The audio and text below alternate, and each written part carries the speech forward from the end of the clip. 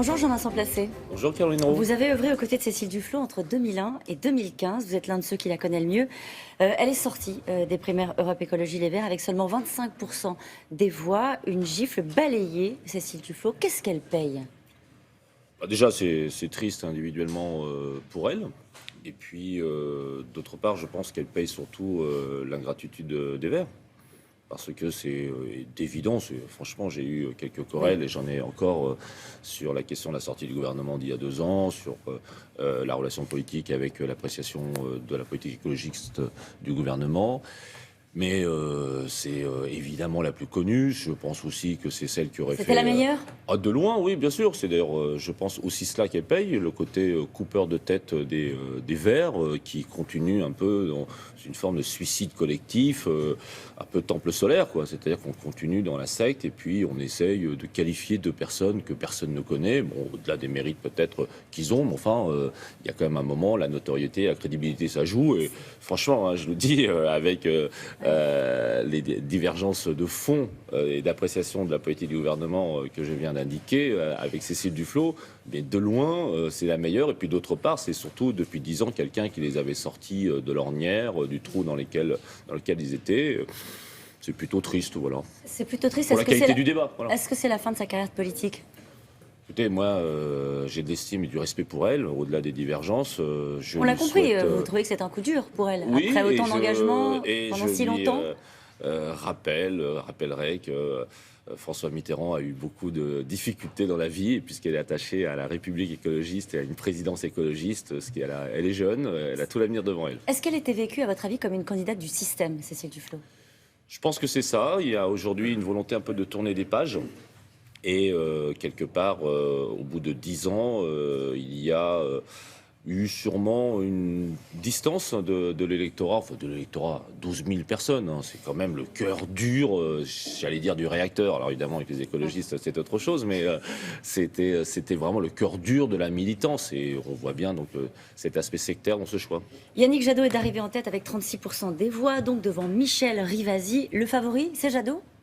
Non, pour connaître un petit peu les Verts, c'est un peu le même raisonnement. C'est-à-dire que, certes, personne ne le connaît vraiment, mais il est un peu plus connu que Madame Rivasi. Donc j'ai l'impression qu'ils vont éliminer encore celui qui est le plus connu, oui. Mais pourquoi éliminer ceux qui sont le plus connus ? Pourquoi couper des têtes, comme vous dites ? Quelle est la logique politique ? Il n'y en a pas. C'est-à-dire que c'est un peu... D'ailleurs, c'est une erreur que, y compris, j'ai pu commettre moi-même dans le passé. C'est que la dernière fois, Nicolas Hulot s'est imposé, et puis ça a été Eva Joly. Vous voyez, c'est un peu un système, je vous dis, malheureusement...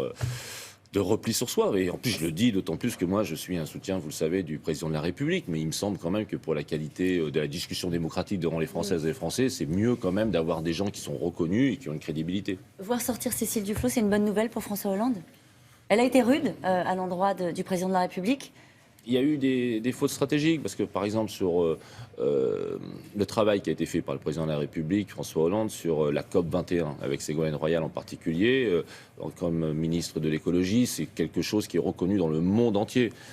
Aujourd'hui, on parle de la France. La France, c'est bien sûr les interventions que nous faisons dans le monde, et en particulier d'ailleurs, peut-être nous en parlerons en Irak et en Syrie, mais c'est aussi la COP 21. La France paraît comme le fer de lance de l'écologie aujourd'hui, et malheureusement les écologistes français n'ont pas su le reconnaître. C'est bien triste parce que c'est un vrai enjeu. Nous serons nombreux à Marrakech dans quelques jours. C'était une bonne réponse, mais c'était pas la question. Jean-Vincent Placé, est-ce que comme auraient dit certains, c'est ma réponse. Ça veut dire que la question est un problème ?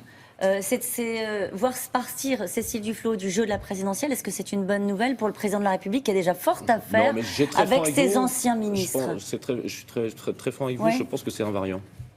Voilà, moi j'ai toujours pensé qu'il y aurait un candidat écologiste. Alors après, il y a la question des 500 signatures, mais bon, ça c'est leur problème. Et puis moi, je ne suis pas pour l'élimination par la procédure, je suis pour le débat démocratique. Un candidat écologiste, un candidat de l'extrême gauche qui est M. Mélenchon, et il y aura un candidat, je l'espère, bien organisé de la gauche et des écologistes réformistes. Vous, ministre écolo dans un gouvernement qui est le gouvernement de Manuel Valls et de Ségolène Royal, il y a un débat sur Notre-Dame-des-Landes, débat au sein de vos gouvernements. Ségolène Royal a été rappelée à l'ordre par le Premier ministre qui considère que l'évacuation de Notre-Dame-des-Landes devra naturellement se faire. Alors, Comment vous faites dans ces cas-là pour arbitrer entre les deux? Vous avez choisi votre camp. Est-ce qu'il Non, va se passer c'est, quelque chose avant la présidentielle à Notre-Dame-des-Landes? La démocratie, c'est-à-dire que nous sommes convenus, comme on dit, avec le président de la République et le Premier ministre qu'il y aurait eu un référendum.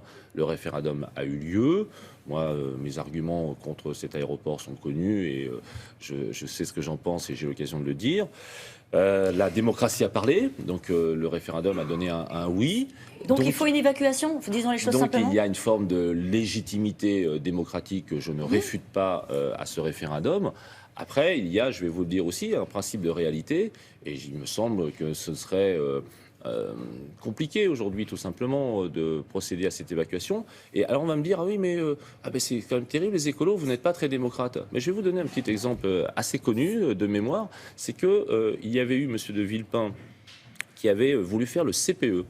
Le CPE, c'est le contrat première embauche, et ça avait été adopté par l'Assemblée nationale. Le texte a été promulgué. Il n'a jamais été appliqué parce que le président Chirac, à l'époque, justement, avait pensé que ce n'était pas très utile au regard de la contestation qu'il y avait. Vous êtes très habile. Eh bien, Ce que moi, j'entends, c'est que vous considérez qu'il ne faut pas évacuer Notre-Dame-des-Landes. J'ai dit qu'il y a un vote, j'ai dit qu'il y a une légitimité. Je pense qu'en effet, pour reprendre votre formule, ce n'est pas très utile, mais je le dis aussi très clairement parce que je suis membre du gouvernement. Et solidaire. Moi, je serai solidaire de la décision du Premier ministre. Vous avez lu le livre de confidences de François Hollande? Non. Vous n'avez pas le lire? Non. Bon, pourquoi d'ailleurs? Ça vous intéresse Parce que pas? non, j'ai lu les bonnes feuilles et puis j'ai pensé que ce n'était pas non plus utile que je lise le reste. Il a eu des effets désastreux à gauche.